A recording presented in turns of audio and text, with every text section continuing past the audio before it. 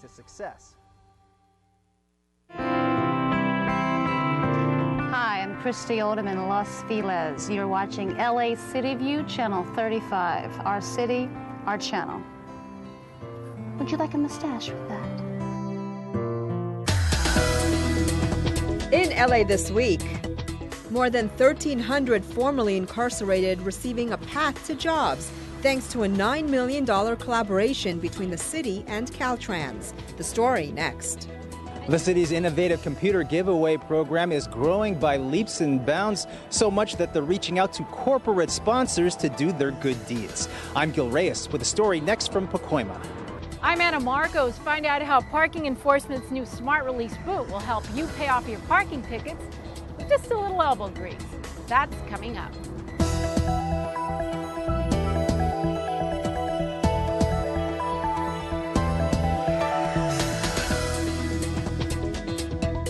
Hello and welcome to LA This Week. Thanks for joining us. I'm Yana Kay. Finding a job after you've been in prison is a challenge for many ex-cons. Many times they fall back into a life of crime and back behind bars because employers won't hire them. But as Gil Reyes reports, the city is doing its part to help provide second chances. Thanks to the city and Caltrans, these ex-cons are staying productive by sprucing up our streets, collecting more than 123,000 bags of trash, leaves, and other debris since the program launched last fall.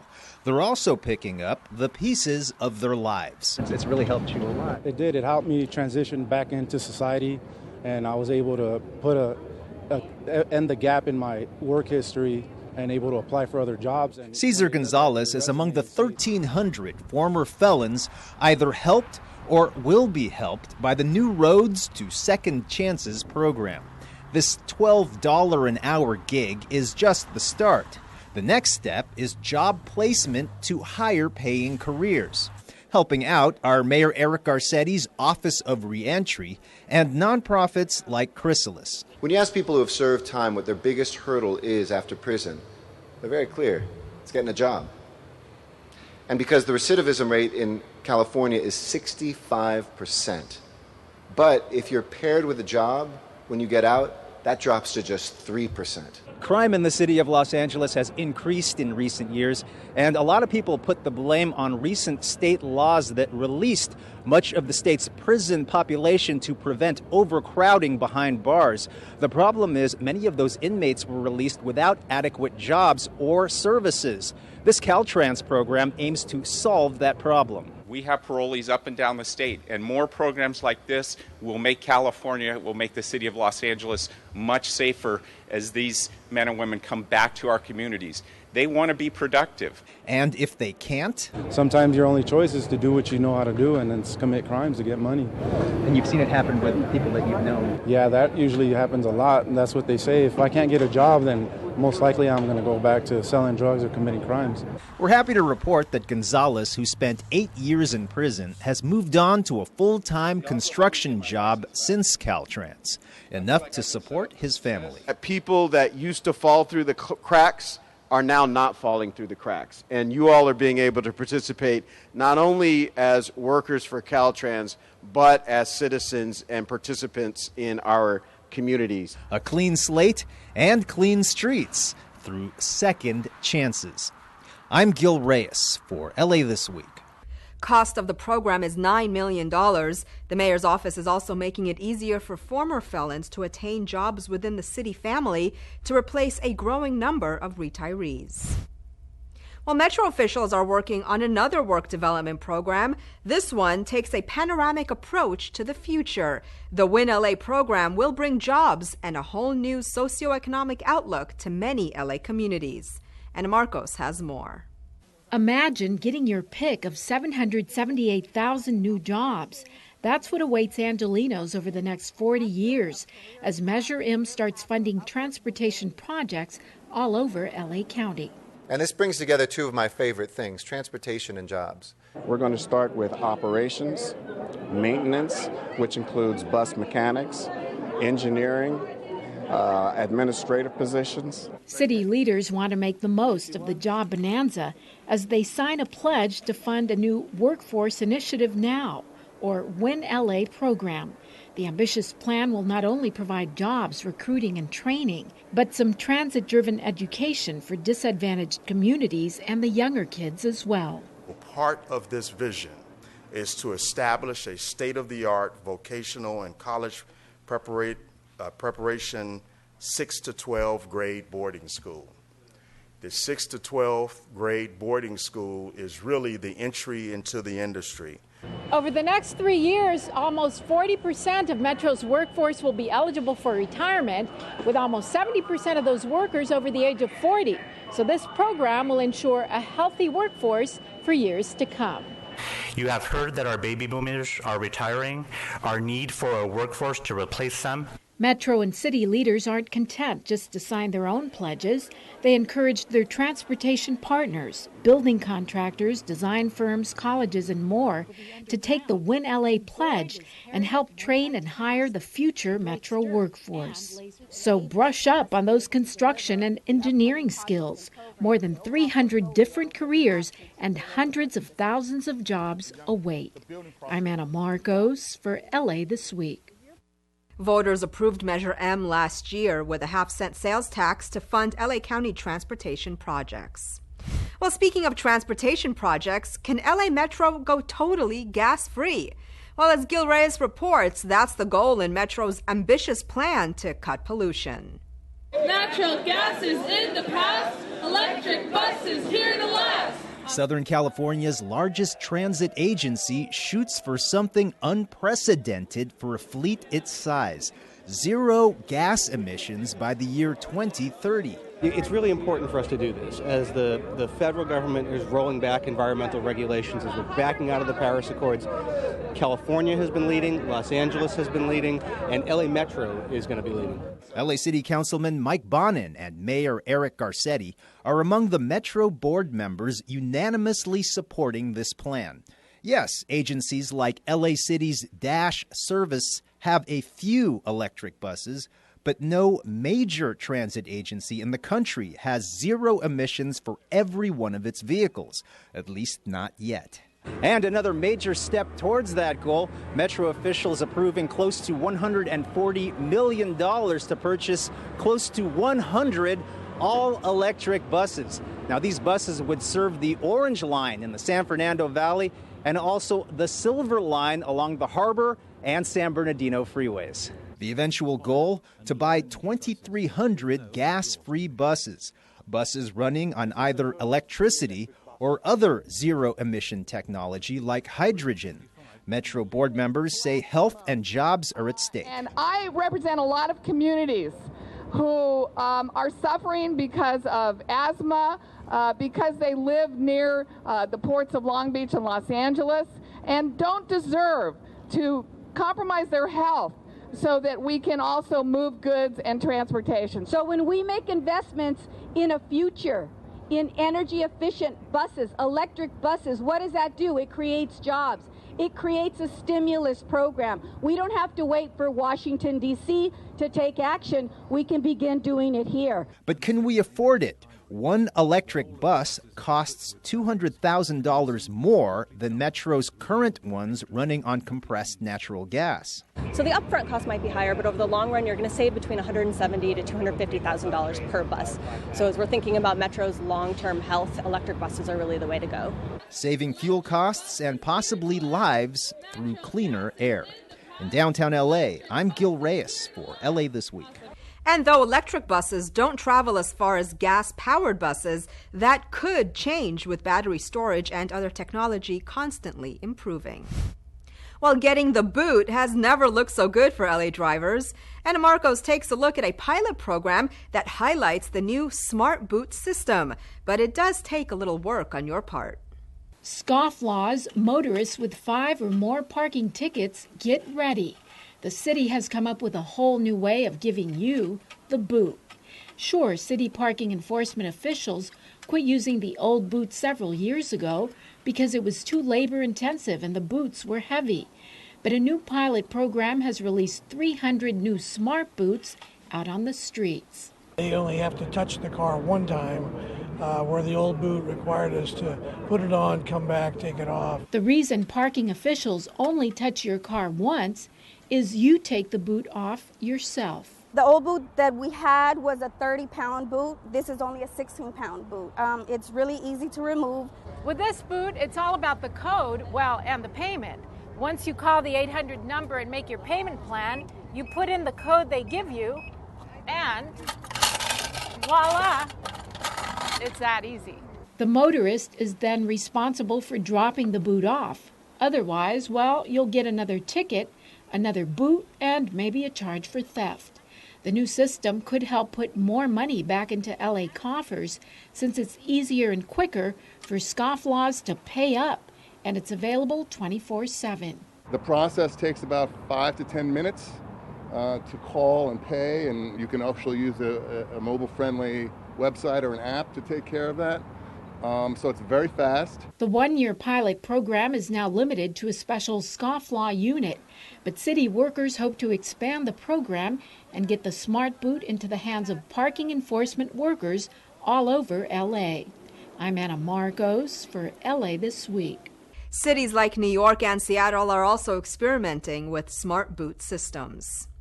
Well, do you think girls can do anything boys can do? Well, this group of girls certainly do, as they geared up for a recent Los Angeles Fire Department girls training camp. Rasha Goel takes us there.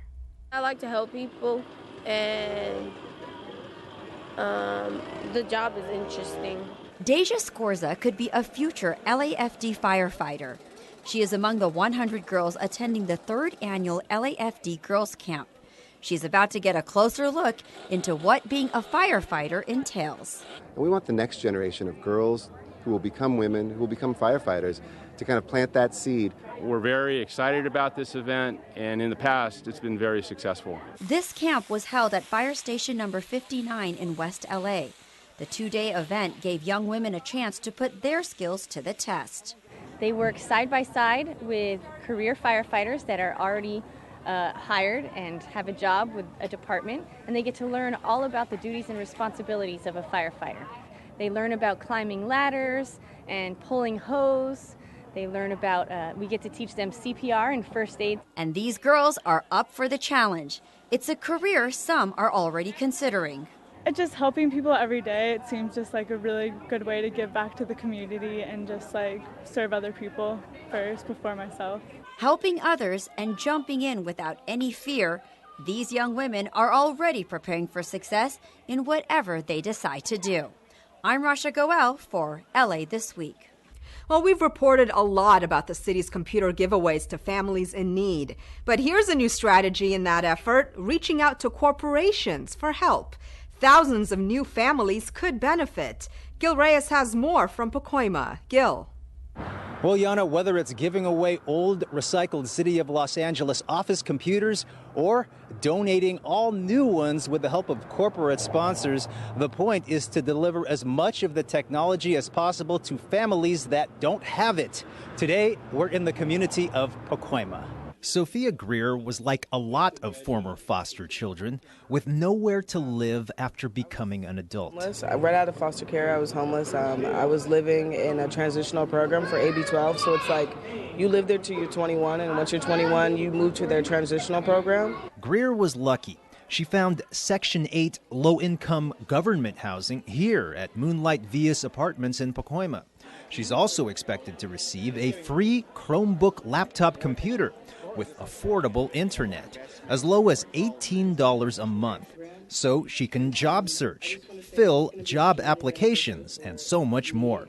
Greer can thank the city and its partners. So we have 3,000 Section 8 families who are eligible for this program, and then what we're intending to do is, through our nonprofit partner, Human IT, we're going to outreach to all those 3,000 households, give them assistance in locating available low-cost internet options. The Housing Authority of the City of Los Angeles is one partner, so is Frontier Communications.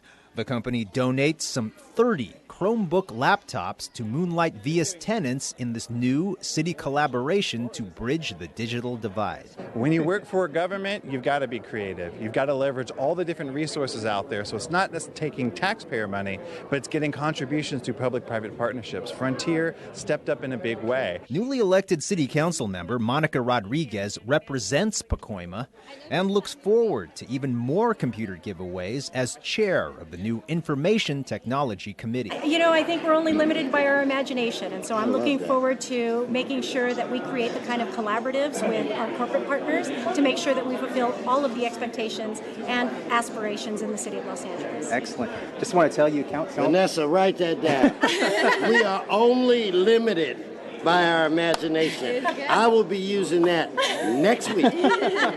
Be assured.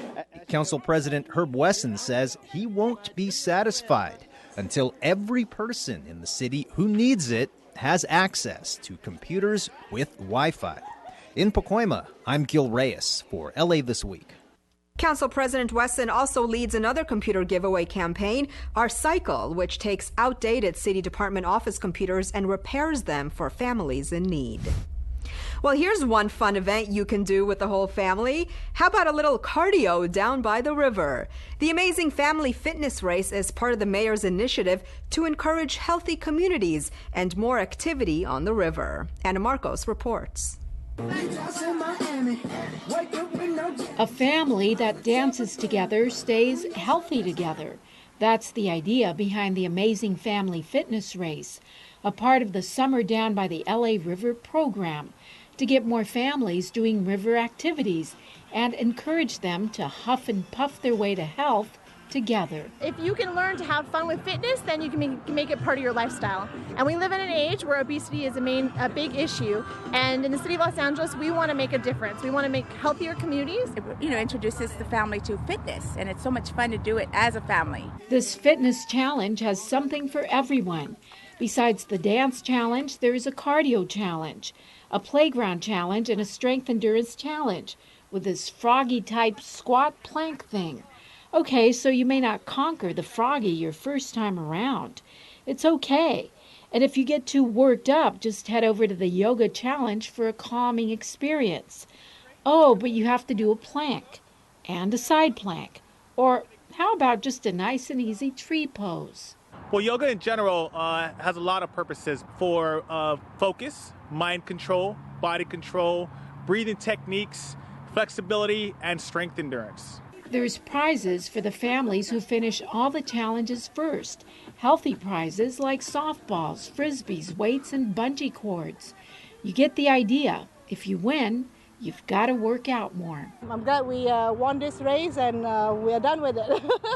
She only thinks they're done. Now they're going to have to use those softballs, frisbees, and weights they won.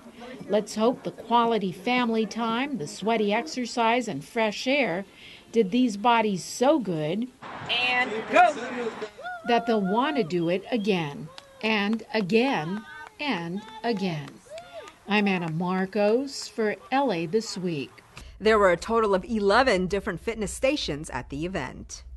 Over in Council District 9, the musical legacy of Central Avenue lives on, with hopes for an even brighter future along the Strip. Gil Reyes has more from the Central Avenue Jazz Festival. The Central Avenue Jazz Festival harkens back to a time when sweet sounds emanated from every corner of the block, back when it was the epicenter of West Coast jazz from the 1920s to the 1960s. My mother actually was a dancer in the Alabama, which was a nightclub in the Dunbar Hotel in 1935. There was the Alabama, on this side there was the Last Word, there was the Mimo, all of these clubs where there was wonderful, wonderful music. The sounds return for this once-a-year weekend festival. Acts performing on 2 stages and at the historic Dunbar Hotel. Steve Isowardi has written several books about the Dunbar and the area's rich jazz history. W.B. Du Bois stayed here, Duke Ellington, Count Basie, Billie Holiday. This is a legendary place. And just to be back on the avenue, walking up and down, is a wonderful experience. And to hear music on the Avenue again is fabulous. During its musical heyday, this area was known as Little Harlem. More than 40% of LA's African American population lived within blocks of Central Avenue. Today, the different cultures are evident in the festival's food choices, from soul food to barbecue to Mexican. It just feels like a neighborhood. I've lived in Los Angeles for most of my life. Never been on the street before today. I love it. It's What do great. you like the most? The atmosphere. People are really friendly, and the shopping is great. I got some great deals. Central Avenue's council member Curran Price says he's focused on fostering new businesses, affordable housing, and of course, fun. It's a chance to celebrate what's going on in our community and to really appreciate the importance of music. Jazz is an integral part not only of Central Avenue but of this country. Still bringing people together after all these years. From the Central Avenue Jazz Festival, I'm Gil Reyes for LA This Week. Councilman Price says his 9th district also has the most potential housing projects in the city, around 500 units worth. He expects many of those units to open soon. Well, local leaders need your help in making LA a more age-friendly city. Nearly 15 acres of land located at Runyon Canyon is now officially protected from development, and a local health fair gets kids ready for school. All these stories in City Beat. As all of us get older, one group in particular will be seeing a dramatic rise in numbers in the LA region. The population of adults aged 65 and above will double between 2010 and 2030. To prepare our region for this dramatic demographic shift, the County and City of Los Angeles launched Purposeful Aging Los Angeles, an initiative that unites public and private resources, ideas, and strategies. The goal is to make LA more age-friendly, and you can help by filling out the Palace survey. Just go to purposefulagingla.com and click on Survey Toolkit. The City of Los Angeles Department of Recreation and Parks, along with Councilmember David Rue and other groups, celebrated the acquisition of the 14.9-acre property located at 2450 Solar Drive in the Hollywood Hills area of Los Angeles, adjacent to Runyon Canyon Park. The acquisition, finalized in March, expands Runyon Canyon Park and permanently protects this parcel from development. Runyon Canyon Park is one of the most beloved parks in Los Angeles and draws nearly 2 million visitors per year. Metro art and radio station KCRW debuted Summer Nights at Union Station, a night filled with live music and entertainment. Folks enjoyed a variety of games, body art, DJs playing music, and of course, plenty of dancing, food, and socializing. The second and final summer night takes place Friday, August 25th. Just in time for school, the Arroyo Vista Family Health Center, with support from Councilmember Gil Cedillo, recently hosted a children's health fair in El Sereno. The fair offered free health screenings, childhood immunizations, school supplies, haircuts, and more. It just shows the community that we care about their health, that we care about making sure that parents have resources. Okay, kids, time to hit the books. As the school year opens throughout LA, some kids are getting a little academic boost with free backpack giveaways in the inner city's low-income areas. Ana Marcos has more. Look at this crowd, wall-to-wall people and their kids lining up for a free back-to-school backpack and other goodies. Okay, so she says she's been in line since 6 p.m. yesterday. Wow, these people must really want a backpack. The backpacks are a gift from Spectrum Communications, and they're given out with help from local leaders. This is an important event because it underscores the importance of education, underscores our commitment to it, and the encouragement we can give to young people to do their best. We have about 800 backpacks, so we are going to be very close, but we are very excited.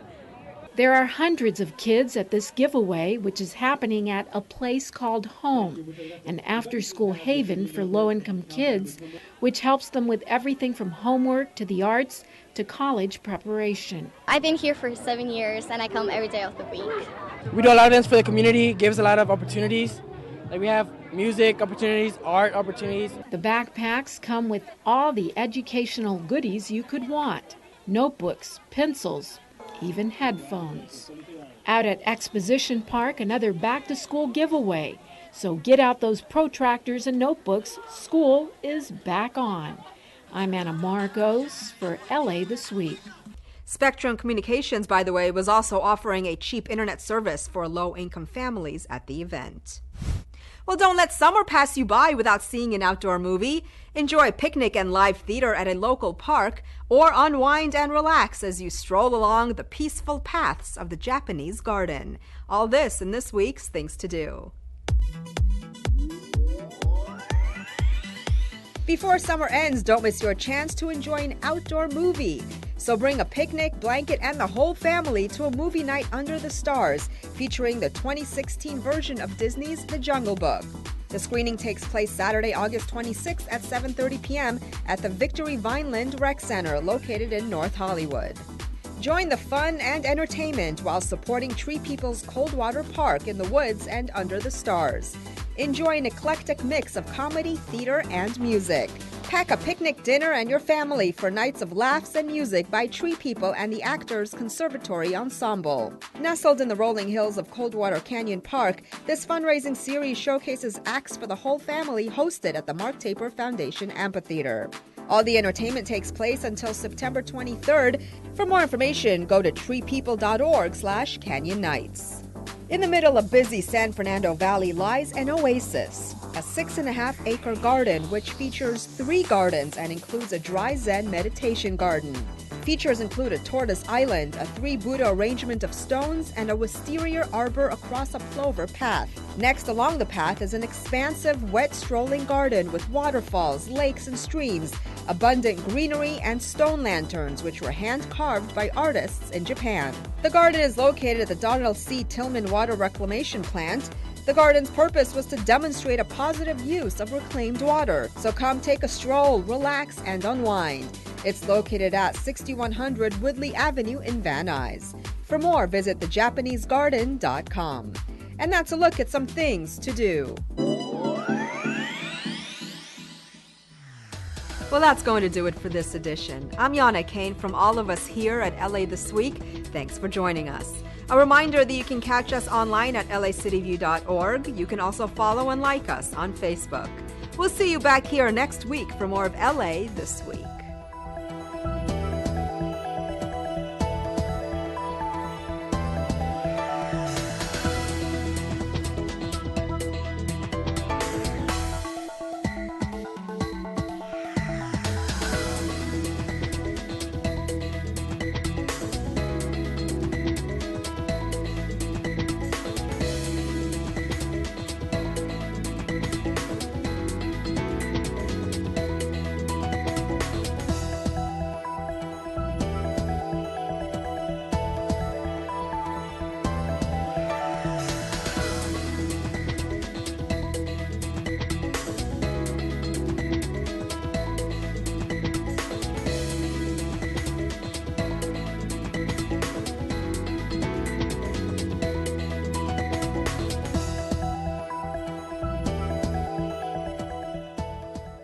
Have some more fun with some mochi.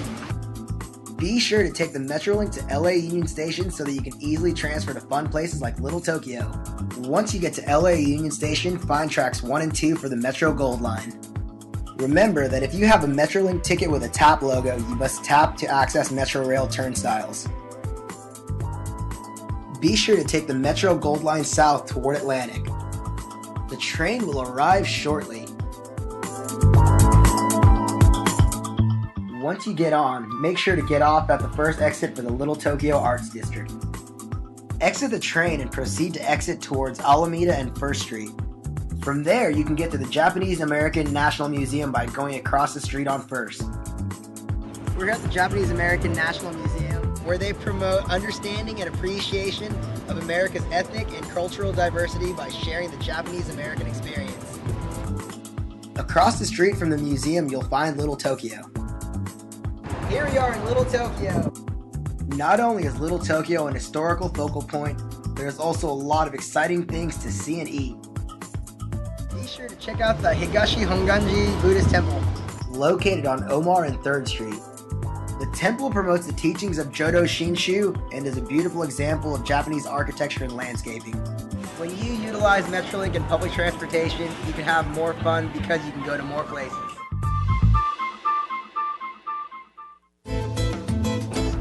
Hola, soy Marisol, desde Canoga Park, la ciudad toda americana. Estás viendo LA City View, Canal 35, nuestra ciudad, nuestro canal.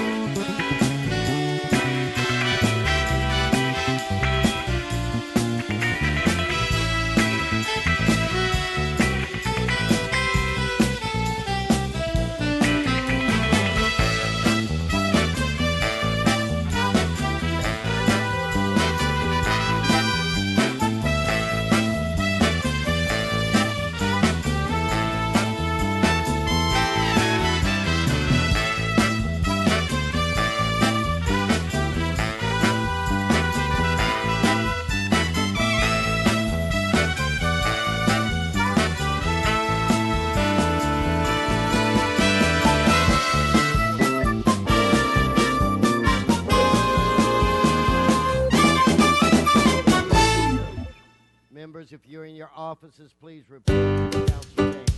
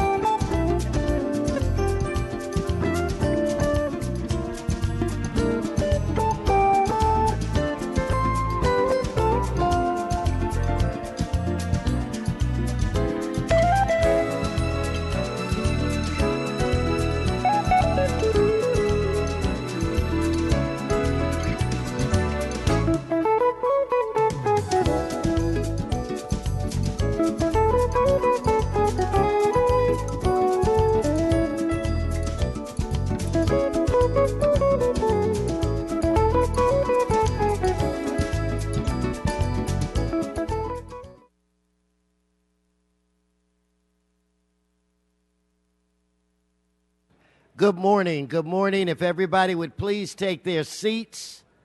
If everybody would please take their seats. Sit down, Mr. Herman. Everybody, please take your seats. It's Friday, September 1st. I want to welcome everybody to City Hall and to your Los Angeles City Council. This council meets every Tuesday, Wednesday, and Friday. The public is welcome. Madam Clerk, we have a quorum. Would you please call a roll? Blumenfield, Bonin, Buscaino, Cedillo, Englander, Harris, Dawson, Weezer, Koretz, Krikorian, Martinez, O'Farrell, Price, Rodriguez, Rue, Wesson. 10 members present and a quorum, Mr. President. Thank you. First order of business. Approval of the minutes. Okay, Mr. Krikorian moves. Mr. Koretz seconds. Next. Commendatory resolutions for approval. Mr. Blumenfield moves and Mr. Bonin seconds. Continue. Mr. President, there is a request to continue item 32 to September 6, 2017, sir. Without objection, so ordered. Continue. Items 1 and 2 are items noticed for public hearing. You have cards on these items? Yes, sir. There are cards on 1 and 2. Let's hold those items and move on. Items 3 through 30 are items for which public hearings have been held. Note that committee reports for items 13 and 18 through 28 have been posted and circulated for council's consideration. And furthermore, for item 24, there is a technical correction. The reference should be to SCR 8 and not SCR 9, sir. Okay, thank you for that. Ms. Rodriguez, you want to? Number 3 special, please. Let's hold number 3 at Ms. Rodriguez's request. And members, if there are no additional holds, let's prepare to vote on those items. So please, Madam Clerk, open the roll, close the roll, tabulate the vote. 10 ayes. Okay, continue. Mr. President, items 31 through 39 are items for which public hearings have not been held. 10 votes are required for consideration. Okay, so without objection, those items are now before this body. Do you have cards? Yes, Mr. President. There are cards on 31 as well as 33 through 39, sir. Okay, then, so does that leave us with any? No, sir. Okay, so why don't we just move on to the next portion of the agenda, which is what? Mr. President, that takes council back to presentations, items called special or general public comment. Okay, I think what I want to do, I want to ask Mr. Koretz, Mr. Paul Koretz, if you would come man the chair. Let's go to presentations, and I think the first one is mine.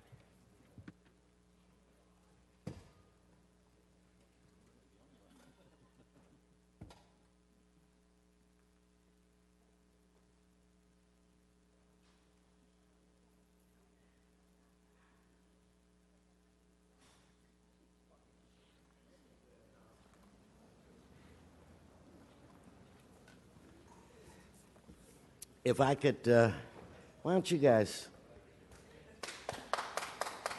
Mr. Herman, don't start, okay? This is Mr. City Attorney, Mr. Herman. Let us do the presentation. When it's your time to talk, we'll give you your time. At this point, just show respect and be quiet, or we'll ask to remove you. Come on, guys, let's come on up here. It's a very, very important presentation and should be treated with the utmost respect. Come on. I want the commissioners and the members of the council, the neighborhood councils. Come on.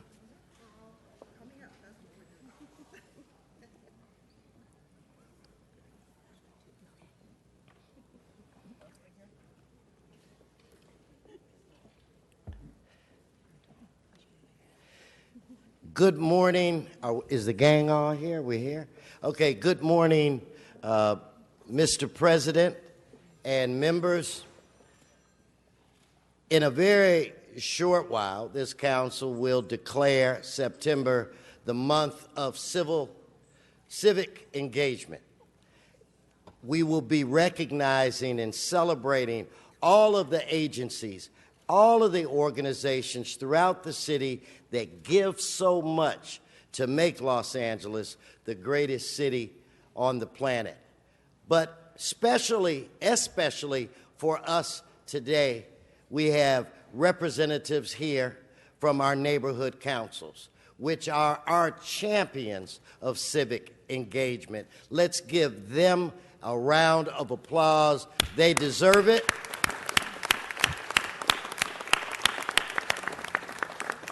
We have one of the greatest neighborhood council systems, I think, ever created, and we all work together to try to make it even better. I have the highest respect for the people that are behind me and beside me, to my right and to my left, because these are individuals that somehow find time during their very busy schedules to give back to the city of Los Angeles, to serve the city of Los Angeles with no pay and rarely any recognition, and a lot of times they don't even get the appreciation they deserve for all of the hard work that they put in. So what we do on a yearly basis is the commissioners, BONC, awards, what is it, Empower LA Awards, is that the right way to? And so we identify several councils throughout the city of LA, and some of the work that they've done is highlighted. Now, I can remember members when I would be so proud when I would look on the list of the awardees and find neighborhood councils from my district. Now, I view all of the neighborhood councils as part of my extended family, so whenever we give them recognition, I feel like they're all part of me and that I'm part of them. And even though we only will honor a few today, there are so many other neighborhood councils that are out there working hard on a daily basis, and I have to tell you that this competition is a very fierce competition. Now, I've got a bunch of little notes here, so I want to make sure that I do recognize my dear friend and the new president of the BONC Commission, Joy Atkinson. Where's Joy? Give Joy a round of applause. Also, we have Leonard with the hat. Leonard Schaefer is with us today. Commissioner Debbie Wiebe. Debbie, I just met today. Give Debbie a round of applause. Where's Eli? Eli Lipman. Give Eli a round of applause. Ray Regalado and Susan. Boy, he brought a cheering section. And Susan Avakian, a round of applause. So what I want to do now is just briefly highlight some of the neighborhood councils that are receiving awards today. So from the great 12th District, the Northridge West Neighborhood Council. Now, they collaborated with urban forestry. They removed dying trees and set up a drip system to protect trees and add additional trees in the area. So let's give it up for the Northridge West Neighborhood Council. Okay, wait a minute. Do we have Brent? Brent Robinson is here. Aren't you here? Where's Brent? He's here from that neighborhood council. Now we're going to go to the Reseda Neighborhood Council, who's represented today by a young lady I just met today, CR, are you behind me somewhere? CR Cochran, who invited me, Mr. Blumenfield. I see a hand waving. She's a member of my sister sorority. She's an AKA. So I'll be in your district. She's invited me to come visit with the Reseda Neighborhood Councils. But in Council District 3, the Reseda Neighborhood Council was awarded for creating an environment and a community space that has been utilized by thousands of individuals in the area, and they launched the I Love Reseda and Neighborhood Pride initiative. So let's give them a round of applause. And again, we're just touching on some of the things that they do. And from the great council districts 4 and 5, Mid-City West Community Council, for their hard work in revitalizing Rosewood Garden. Let's give them a round of applause. And do we have Nick Solish with us today? Nick, give Nick a round of applause. He's here representing. Okay, now, neighborhood council that Mr. Koretz in Council District 5, and I in Council District 10 share. We refer to it as SORO, but it is the South Robinson Neighborhood Council, represented by my dear friend Doug. Doug, raise your hand. I just met with him yesterday.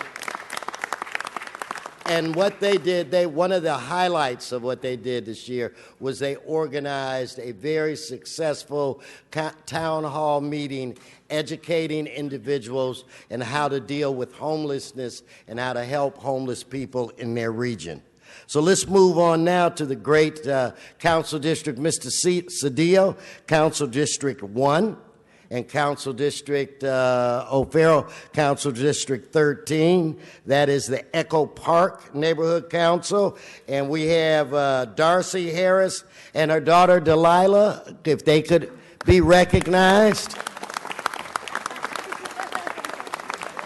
And they hosted an event at the Elysian Heights Elementary School to provide information to parents and students about renters' rights. And that's, that they would go outside of their way so that their neighbors could be protected and understand what their rights are. So now we move to Council District 15.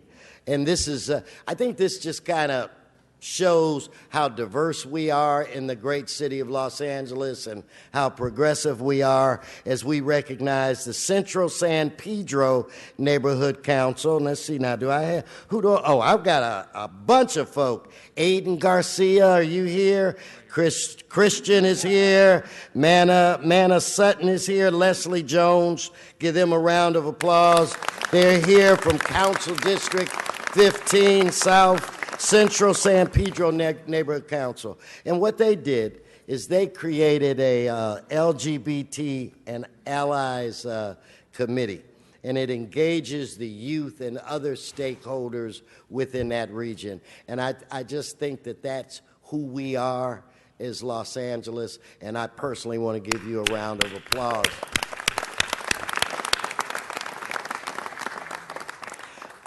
Okay, now, in Council District 10, we like to show off. And these people that you see behind me with these very attractive orange shirts on are from the United Neighborhoods Neighborhood Council in Council District 10. Give them a round of applause. And I've got Denise Jackson and Jeff Camp. And Jeff is a new hire of mine, so give Jeff a round of applause. He works in my district office. Lizzie is here also, and Lizzie is here behind Dolores, or beside Dolores. Now, Dolores is, how do I put this? No, it's a good thing. Back when the Lakers used to win basketball games on a regular basis. No, well, we'll be there again. But when you needed somebody to make a big shot, or it was the last shot of the game, they'd give the ball to Kobe. Well, for me and my 10 years on this council, when I always need somebody to make a big shot, I give that shot to Dolores. Give Dolores a round of applause. And what we did together is we worked to hold oil companies accountable in our district, companies that do urban drilling. And because of the work of this neighborhood council and its members, we were able to bring before this council and the mayor the suggestion to hire a petroleum administrator, and we did that. That's the first petroleum administrator to deal with oil that this city's had in over 60 years, and this neighborhood council helped us do that. Let's give them a round of applause. And they are also working with me right now to try to take one of these sites. We've been negotiating with the owners. They're going to shut down that site, and the goal is for us to build affordable housing on that site. And that's because of the hard work and dedication of the members of the neighborhood council. So let's give all of our neighborhood councils a round of applause. And now, I can't think of a better person to represent the neighborhood councils than a dear friend of mine who is the president of the commissioners, and that's Joy Atkinson. Let's bring her to the mic and give her a round of applause.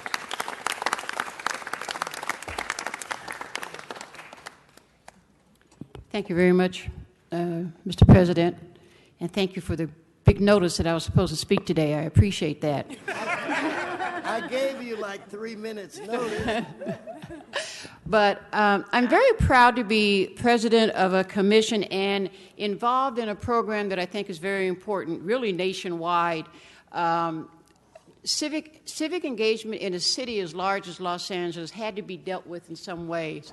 And when you do it on a neighborhood council level, neighborhood by neighborhood by neighborhood, people learn about their city government and about being involved in civic engagement. We obviously can always do more, but it's a system that really can work. I'm very proud of the 15 years that these neighborhood councils have been in existence, and of course, be sure to see the exhibit on the bridge outside on the third floor, because it really gives a history of what's been going on for 15 years that this movement has been in existence, and it's going to be going on forever. The neighborhood councils that we're honoring today are wonderful and are a sample of the 97 that work hard and do their best to bring services and to bring to their citizens an understanding of how government works. And I hope that we can all work together to even do a better job of doing that. And so thank you very much for having us here today. Let's give them one more round of applause. Thank you for all your service as we kick off Civic Engagement Month. Thank you, Mr. President. Mr. President, you have a member on the queue, Mr. O'Farrell, who would like to say a few words. Thank you.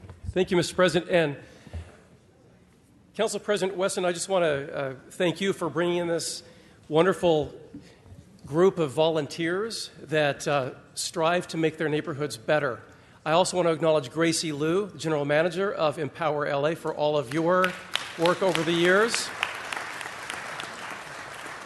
Gracie is a real believer in our neighborhoods, and she guides a department that is not that easy when you have a lot of passionate activists demanding things in their neighborhoods of the city, and Gracie, you handle it all so well. It was 16 years ago, right about now, in the fall of 2001, that I walked in the application for the Glassell Park Neighborhood Council myself. I was in the organizing committee. So I know that this has been a movement now for a long, long time. So I just really want to tip my hat to all of you who volunteer in your neighborhood on your free time to fight and advocate for improvements in your immediate surroundings that benefit our children, that benefit our neighborhoods, our residents, our businesses. What you do, the volunteer corps in Los Angeles, is what makes this city work. Make no mistake about that. And I also want to give a shout out to Darcy, Echo Park. You were here, there you are, for all of your selflessness in fighting for a better Echo Park all of these recent years. So hats off to all of you. Congratulations on this very deserving honor, and have a wonderful holiday weekend. Thank you so much. Thank you. Thank you, Mr. O'Farrell.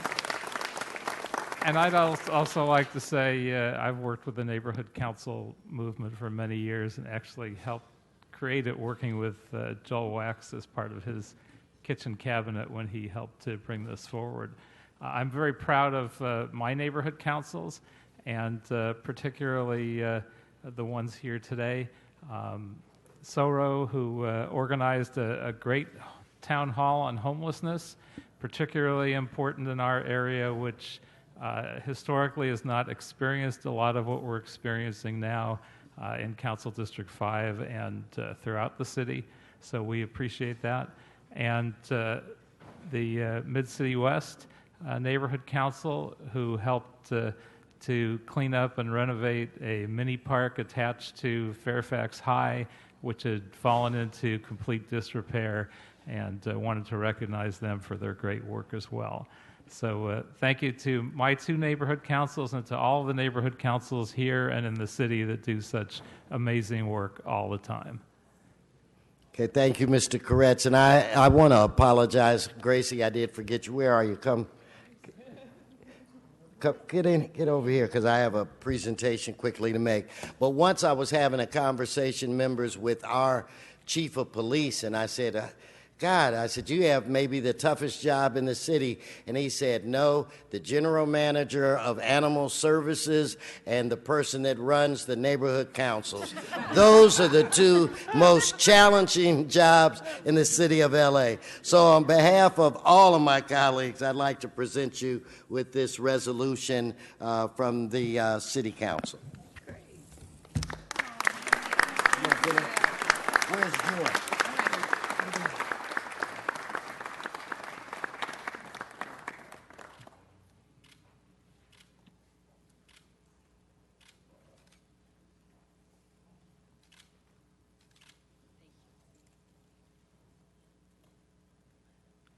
Okay, let's go in the back.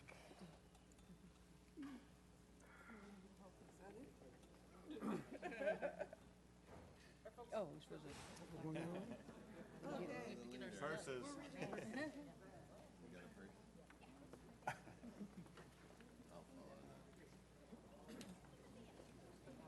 Mona.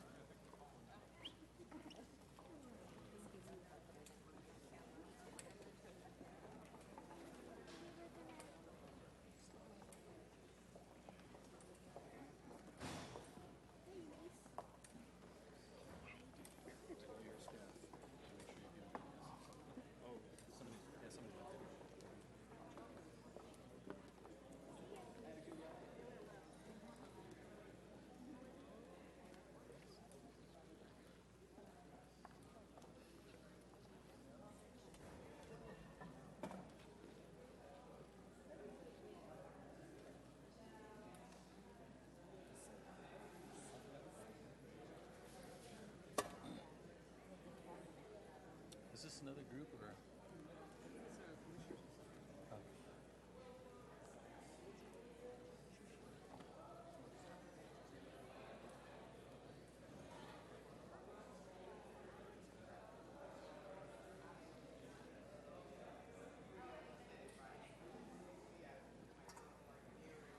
We call to order the noise, please. Thank you.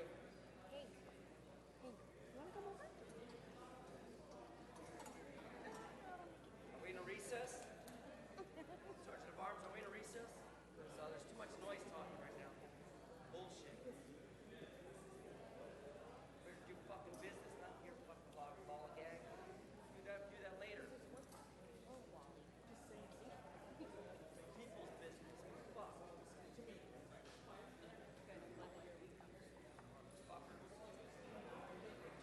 a year.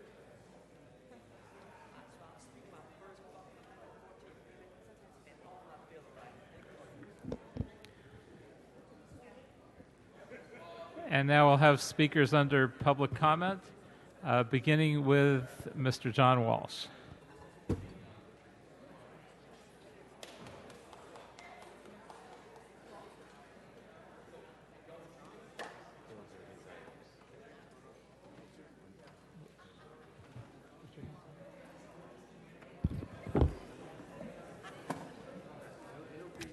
So are these his items?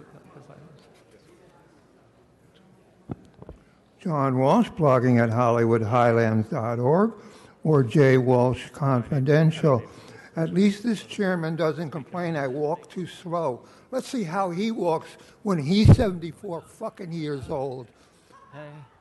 We'll see how he walks like an old black man. What we have here, items 1. This is building and safety. You do a good job.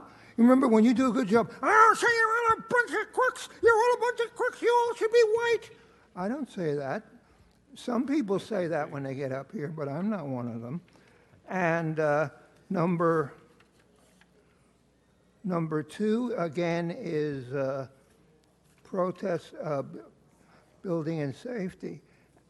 Number 31, when we get to 31, I like this tubercular fence project at Lazy J Ranch Park.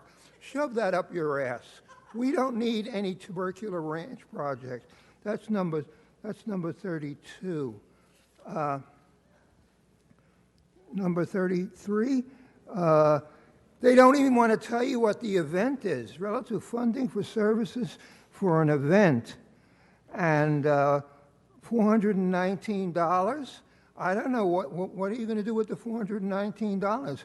Buy Mr. O'Farrell some lube? He could use some lube.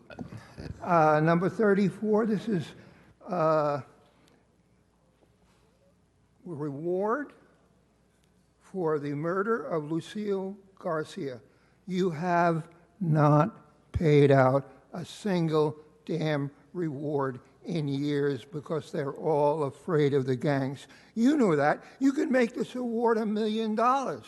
And if the person who saw this crime values his life or her life, that person will keep their mouth shut. This happens on July 20th. I understand there are now 850 unpaid rewards. I may be wrong, but they're not going to tell you how many unpaid rewards there are. And at times it's just total chaos.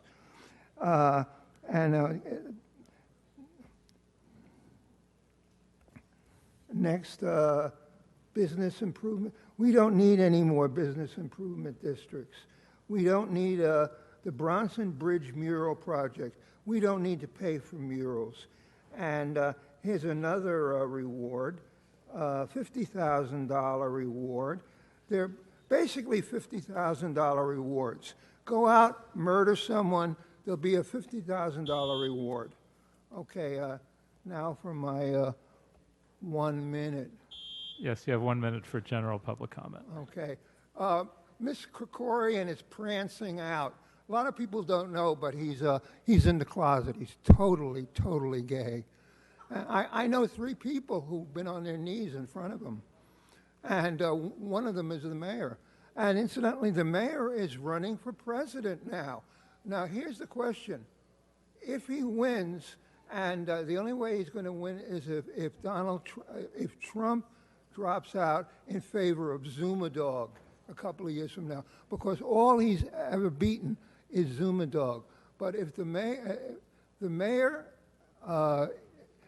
first lady is a man named Glenn Dake. He's got a first lady and a first gentleman.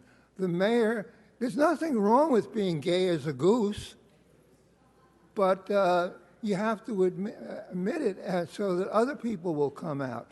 The mayor is a cocksucker.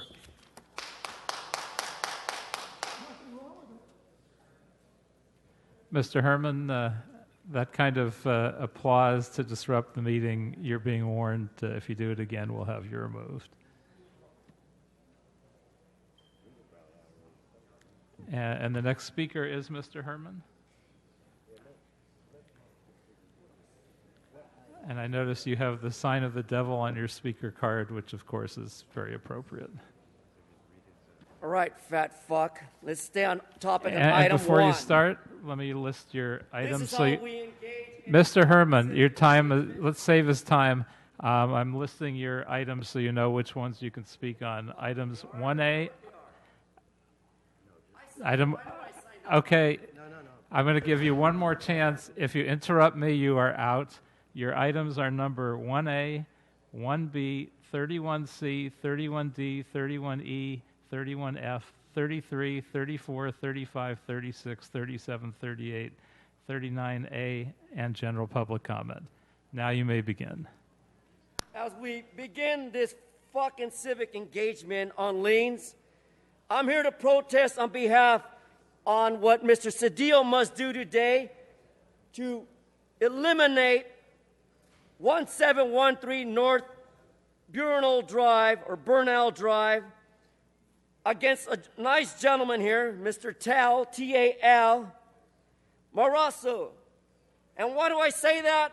Because he never received certified mail to state that he had a lien on his property. Some stupid asshole from Building and Safety just stuck it on his door and walked away. Why don't you send certified mail to the registered homeowner? Because this is how fucked up our civic engagement of empowerment is in Los Angeles. fuck you. Then I go to item number 2, Rue, regarding the sidewalk and streets, regarding Willits versus Los Angeles and Barden versus Sacramento. Infrastructure, an immediate need, and what do we get from it? Nothing. Why? Because here it says, hearing appeals against the annual confirmation of assessments for the maintenance of sidewalks for Wilshire. Well, fuck Wilshire and fuck Mr. you. Herman, you didn't file on this item number, so please stick to the agenda. Then I go on topic on the same fucking issues here. Dealing with death, item 34. Wesson and the fucking goat man that left because he doesn't want to hear the criticism to offer a reward. How many times has John Walsh said, only one reward paid by you, Peppa Pig? You're the only one who's found someone guilty of a crime. The other 14 assholes have been cocksucking the mayor. Then I'm going to go to item number... On topic. I got a lot of time, rookie. I got a lot of time, rookie. Yeah, here we go. Regarding Weezer. Fuck you too, white nigger. Make no mistake. There is no justice in the business of what you done to Los Angeles. Mr. Herman, you're off topic. Item 37. Bitch O'Farrell. Fuck you too and Nuri Martinez. Resolution to relative accepting reasonably for maintenance on what? The Bronson Bridge? I'll give you a mural. Fuck you. This is my American dream. That's the mural you should put on the bridge. All of you white niggers should go to jail.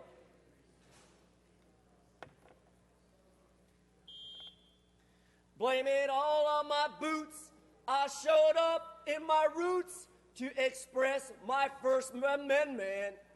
The bitch wore her shoes and a very short dress, but I couldn't fuck her the way you like me to. Mr. Herman, you're not on talking the subject matter jurisdiction of the city. Hey, this is completely off anything city related. Yeah. Please remove Mr. Herman. He's been warned too many times.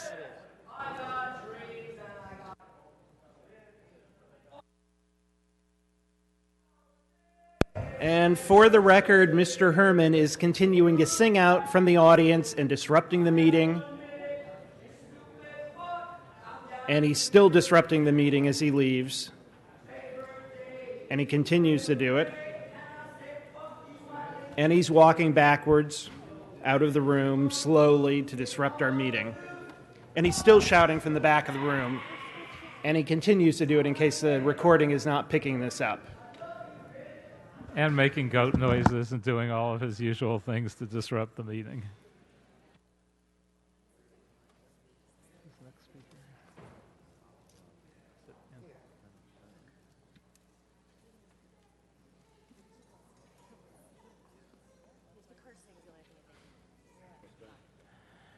We can now vote on item number 31 and item number 33 through 39. If the clerk would open the roll, close the roll, and tally the vote.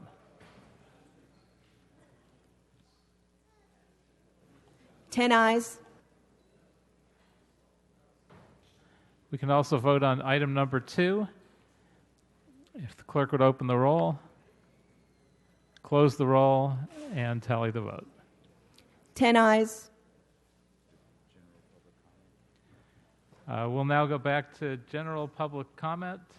Antonia Ramirez.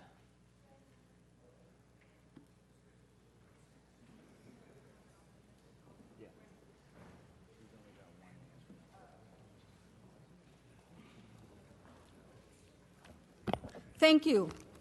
We demand that the president and the federal government give no money, no grants or benefits of any kind to the city of Los Angeles, strip them of all federal and state funding, And God bless America. Build the wall. Deport these wetbacks and gangbangers, racist motherfuckers, and also no DACA of any kind to these wicked dreamers. They are today's and tomorrow's terrorists, domestic terrorists.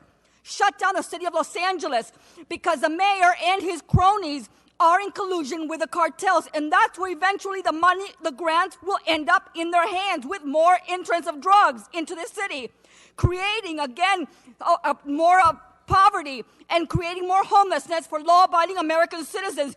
Fry, Eric Garcetti, Mike Fuhr, Jackie Lacey, Herb Wesson, Mitchell Englander, Krikorian, and all the other racist SOBs who are only freeloaders. Thank you, Ms. Ramirez. Next speaker is Karina Nunez.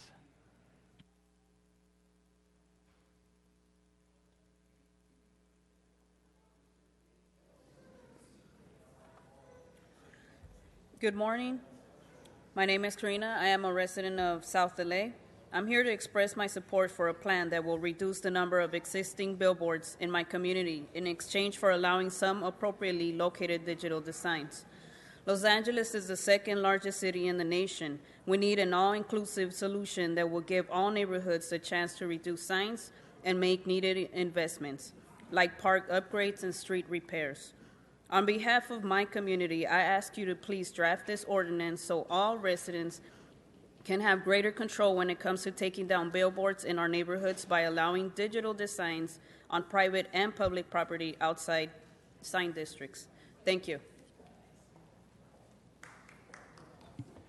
Thank you.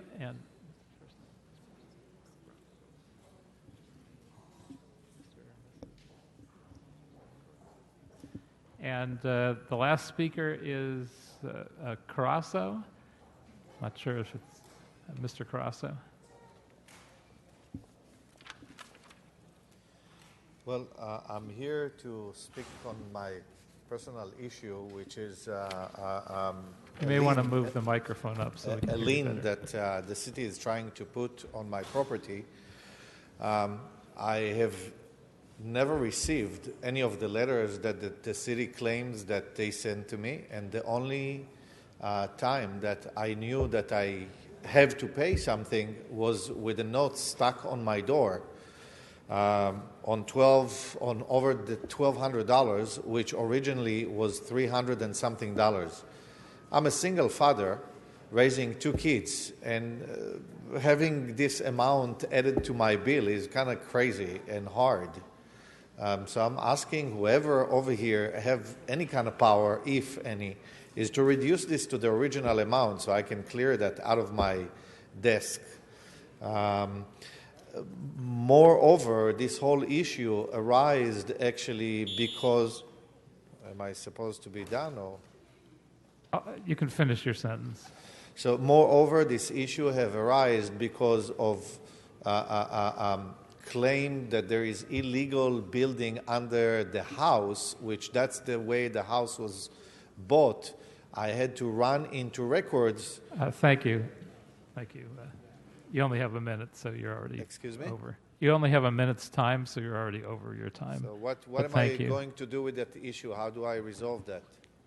Of the $1,200, what is going to be done with it? Go over to the side here, we'll have somebody speak to you, okay? Who? Go over to the side, we'll have somebody speak to you. Okay, thank you.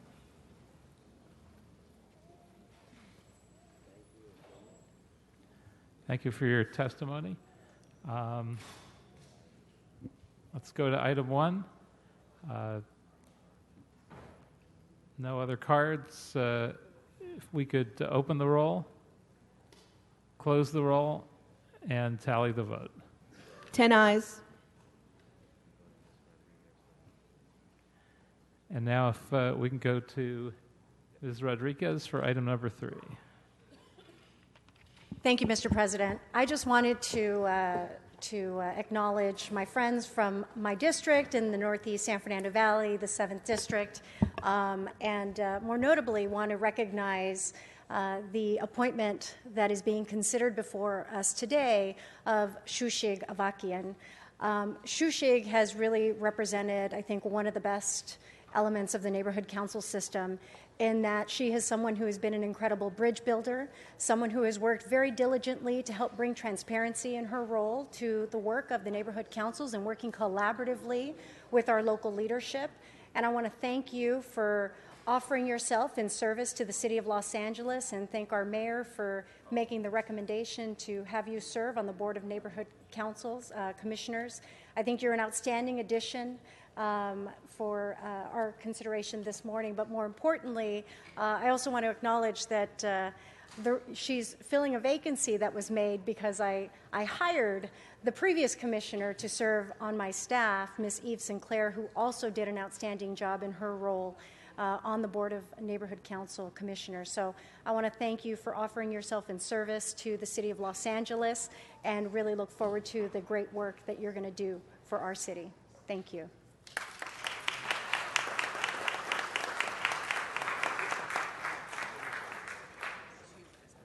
Thank you. And now, if we could vote on this item, if we could open the roll, close the roll, and tally the vote. 10 ayes. Thank you. That item passes. What's remaining on today's agenda? Mr. President, there are motions for posting and referral. Posted and referred. The desk is clear, sir. Members, any announcements? Mr. Cedillo.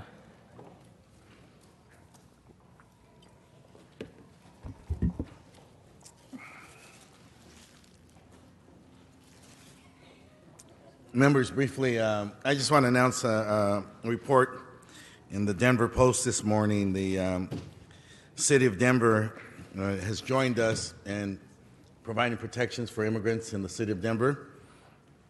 They've modeled their program much after ours. Mayor Michael Hancock has signed the order.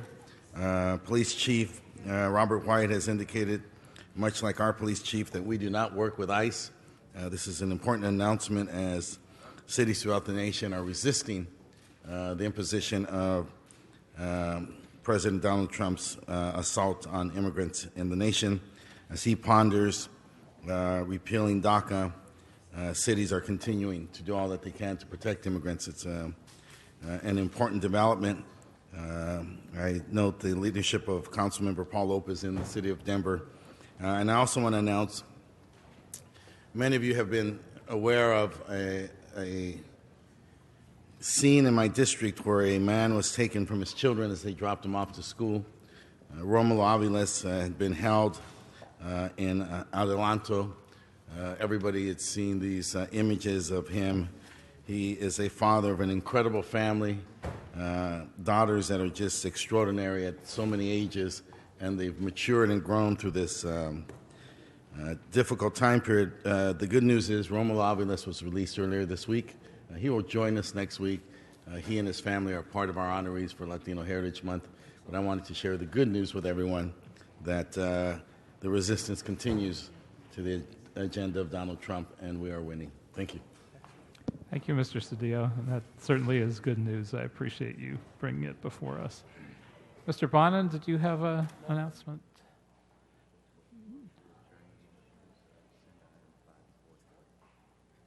And if we could send item 5 forthwith. And now, any adjourning motions? If we could all stand for adjourning motions. I'm looking to my right. I don't see any. I'm looking to my left. I don't see any adjourning motions. So we are adjourned.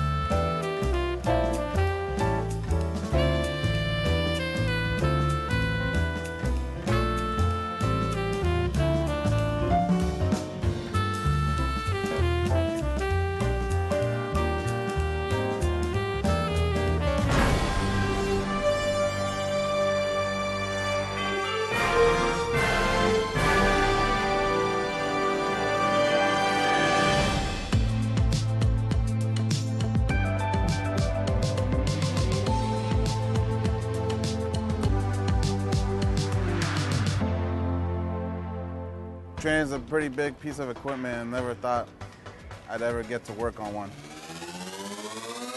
My brother gave me a call and told me there was a job opportunity for me at Pacific Harbor Line to become a mechanic. So I took the opportunity and never looked back. Pacific Harbor Line is considered valet parking of trains because